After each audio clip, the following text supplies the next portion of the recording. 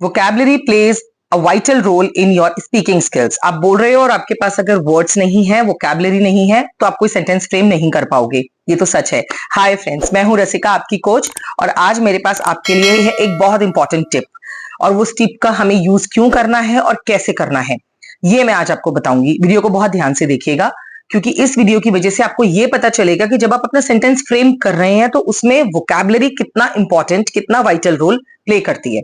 Vocabulary को आप new words learn कर रहे हैं, उसे अच्छे से एनहांस कर सकते हैं। आप रीडिंग स्किल्स में इन्वॉल्व हैं, न्यूज़पेपर पढ़ते हैं, आप इंग्लिश न्यूज सुनते हैं, इंग्लिश मूवीज विद सबटाइटल्स देखते हैं, आपकी वोकैबुलरी इंप्रूव हो जाएगी। वो मैं आपको अपनी वीडियोस में भी सजेस्ट कर चुकी हूँ। आज का इंपॉर्टेंट टॉपिक जो है वो ये है कि आपको जो वोकैबुलरी अपनी पावरफुल बनानी है, वो क्यों बनानी है और कैसे बनानी है। ठीक है, आप अपनी डेली प्रैक्टिस कर रहे हैं, वो सब ठीक है, लेकिन उनका यूज किस तरीके से आपको अपनी इंग्लिश की प्रोनाउंसिएशन में, लैंग्वेज में, सेंटेंसेस मेकिंग में करना है, वही हमारा मेन गोल है। तो आइए इसके बारे में जानते हैं। वोकैबुलरी के साथ जब आप न्यू वर्ड्स के कांटेक्ट में आते हैं तो आप फेमिलियर होते हैं उन न्यू वर्ड्स से, लेकिन क्या आप उनका यूज भी कर रहे हैं? अगर आप उनका यूज कर रहे हैं तो of course you are on the right path. लेकिन अगर आप उन वर्ड्स का यूज नहीं कर रहे, सिर्फ पढ़कर भूल जाते हैं, तो सॉरी टू से, बट वो आपको याद नहीं रहेंगे। तो आपको क्या करना है? उन वर्ड्स को लर्न करके उनका डेली बेसिस पे आपको यूज भी करना है। इसके साथ साथ एक एडवांस्ड वोकैबुलरी भी एक टर्म होती है हमारी इंग्लिश में। वोकैबुलरी गो, या किसी को देना गिव, लेकिन अगर आप कहते हैं deliver, so you are just using another word for give. इसी तरह से वोकैबुलरी को कलरफुल बनाने के लिए हम कुछ एडवांस्ड वर्ड्स का यूज करते हैं। वो एडवांस्ड वर्ड्स कौन कौन से हो सकते हैं, मैं बाय एग्जांपल्स आपको सेंटेंसेस फ्रेम करके बताती हूँ। पहले जानते हैं एडवांस वोकैबुलरी का यूज क्यों करना है। एडवांस वोकैबुलरी का यूज करने से आपकी जो स्पीच है, जो आपकी स्पीकिंग स्किल्स हैं, वो बहुत अट्रैक्टिव हो जाते हैं। आपका इंप्रेशन आपके लिसनर्स पे बहुत अच्छा जाता है। जो आपके व्यूअर्स, लिसनर्स, या फिर आप अगर मान लीजिए कोई टीम में मैनेजर हैं, ऑफिस में आप मैनेजर हैं, किसी पोस्ट पे हैं, नहीं भी हैं, आप नॉर्मल एसोसिएट हैं, तब भी जब आप इंग्लिश स्पीकिंग, एक मेन टूल होता है किसी भी ऑफिशियल लैंग्वेज को या किसी भी ऑफिशियल वर्क को डिस्क्राइब करने के लिए, अगर आप उसमें उन वर्ड्स का यूज करते हैं, so it's a good impression by you, और आप में कॉन्फिडेंस भी इंक्रीज होता है। वो हेजिटेशन रिमूव हो जाती है उन वर्ड्स को यूज करने की। यूज करते रहने से, कोई काम करते रहने से तो कॉन्फिडेंस आता है। आज खाना बनाया, कल खाना बनाया, परसों अपने बेस्ट बनाया। आज आपने ड्राइव किया, कल आपने फिर ड्राइव किया, परसों आपने बेस्ट ड्राइव किया।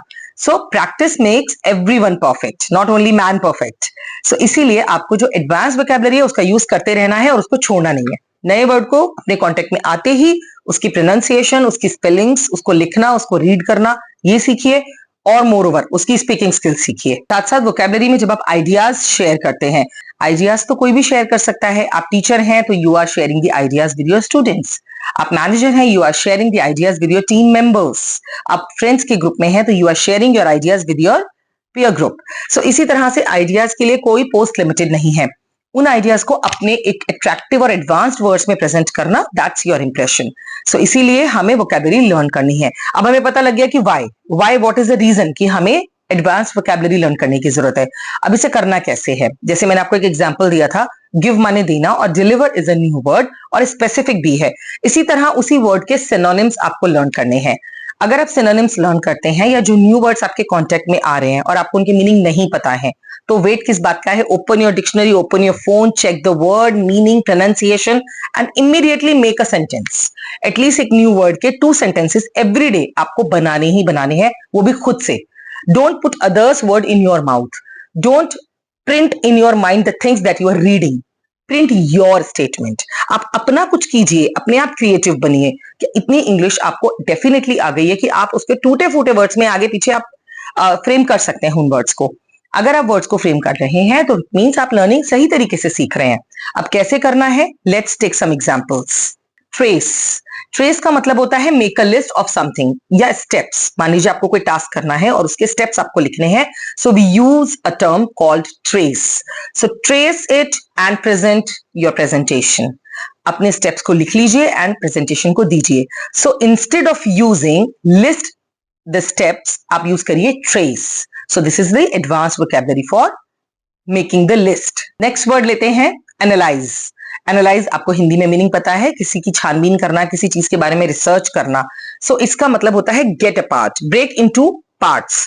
आप उसको बाइफिकेट कीजिए and then you will present. So what you can do and how can you use? Analyze the report so that correct facts can be represented. To analyze is a good word. Instead of using break apart, infer. It's a new term, it's advanced term and very useful. Means reading between the lines. सबसे ज्यादा comprehension passages जो बच्चे हैं 10th 12th या फिर जो comprehension passages बहुत usually practice करते हैं उनके लिए ये लाइन और ये टर्म बहुत इंपॉर्टेंट है. Read between the lines. First you read between the lines तो ताकि आपको समझ में आ सके कि पूरा पैराग्राफ किस बारे में है, ये न्यूज किसके बारे में है, ये रिपोर्ट किसके बारे में है, ये आर्टिकल किस चीज के बारे में है. So you definitely read between the lines. Read between the lines होता है फटाफट उसको पढ़ते जाना, उसके बीच के वोकैबुलरी जो मेन वर्ड्स हैं उन पे फोकस करना कि वो है क्या, उनका मीनिंग क्या है. So we use instead of using read between the lines we use the term infer. Infer and get the gist. है ना easy and है ना advanced. So use it in your vocabulary. Next word हमारी list में है evaluate. आपके teachers आपकी answer sheets evaluate करते हैं, means उसको जज करते हैं. So what you need to do?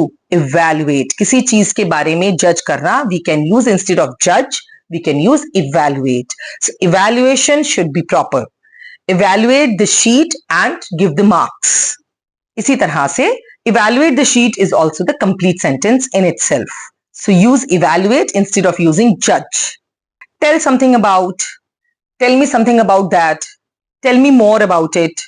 Tell me more की या tell me about की जगह आप use कर सकते हैं describe. Kindly describe your trip. Kindly describe this term. Will you please describe or elaborate the whole things that happened there? इसी तरह से अगर आप ये word आप instead of telling tell me about, बहुत सिंपल से वर्ड है. देखिए अगर शुरू में यूज कर रहे हैं तो ये वर्ड भी बुरे नहीं है. ये मैं उनके लिए बता रही हूँ जो ये वर्ड्स बार बार यूज कर चुके हैं और अब एक नया वर्ड उन्हें चाहिए अपनी इन टर्म्स को एडवांस बनाने के लिए. तो उनके क्या यूज करना होगा? Describe. Tell me how did it happen. Tell me how would you do that. Tell me how would you go there. Tell me की जगह अगर आप एक और नया वर्ड यूज करें explain. So explain is the word. Explain what is your plan. Explain how would you manage. Please explain how would you do the task. So explain is means give the description of whatever you are going to do and the manner you are going to do in. So इसीलिए अपनी advance vocabulary को और update करते रहिए. जब हम and में अपनी स्टोरी खत्म करते हैं तो कई बार हम पॉइंट्स को एक छोटे से ब्रीफ करते हैं पोर्शन में. मींस अब देखो हमने ये डिस्कस किया, ये डिस्कस किया, ये पॉइंट्स डिस्कस किया. अगर आप इसकी जगह उसको बोले please summarise. So it's a new word as well and very impressive. Now I summarise what I explained. Correct. मान लीजिए मैंने एक मीटिंग ली, अब उसके बाद मीटिंग के पॉइंट्स मुझे छोटे से पोर्शन में आपको ब्रीफ करने हैं. So how would I use? Now I am going to summarise whatever I explained. Please summarise whatever is discussed. Please summarise this story. Means पूरी स्टोरी बताने की जरूरत नहीं है, उसको छोटे पॉइंट्स में समराइज कर दीजिए, उसकी समरी दे दीजिए कि एग्जैक्टली क्या हुआ छोटे छोटे पॉइंट्स में और शॉर्ट में. So summarize is a proper word to make an ending और you can explain whatever happened. Oh my god this happened, now what will happen next. अब क्या होगा, अब कैसे होगा, कौन करेगा, क्या होगा. उसके लिए अगर हम यूज करें predict. Do you have any predictions. Means do you have any idea what will happen next. उसके लिए आप यूज कर सकते हैं do you have any prediction further. Will you predict after the incidents. क्या होगा? Be predictable so that the good results can be in our hands. So the use of analyse, summarise, explain, describe, these are the words. आप जो छोटे छोटे words को हटाकर एक proper word use करके अपनी स्पीकिंग स्किल्स को, अपनी वोकैबुलरी को इनहैंस प्रेजेंट कर सकते हैं. तो क्या आपको नहीं चाहिए ये impressive vocabulary and skills? Please जरूर चाहिए एंड डेफिनेटली इनको एवरीडे बेसिस पे यूज कीजिए एंड प्रैक्टिस. ये तो एंड में हर टॉपिक पे आपके आना ही आना है. प्रैक्टिस करते रहिए. न्यू वोकैबुलरी आपके कांटेक्ट में आती ही रहेगी. अगर आप रीडिंग कर रहे हैं, लिसनिंग आपकी है इंग्लिश में, आप उसके अपने सारे सब्जेक्ट्स पे आपकी कमांड है कि आपको इंटरेस्ट है, आप रीड कर रहे हैं, you are listening to the news, you are reading the newspaper, you are actually listening to the native speakers, so you will definitely have new words every day. उन words को jot down कीजिए, note कीजिए and then learn their meaning, pronunciation and use them in your sentences. That is the most important step. So keep practicing, friends. Take care. Thanks for watching. Subscribe to our channel.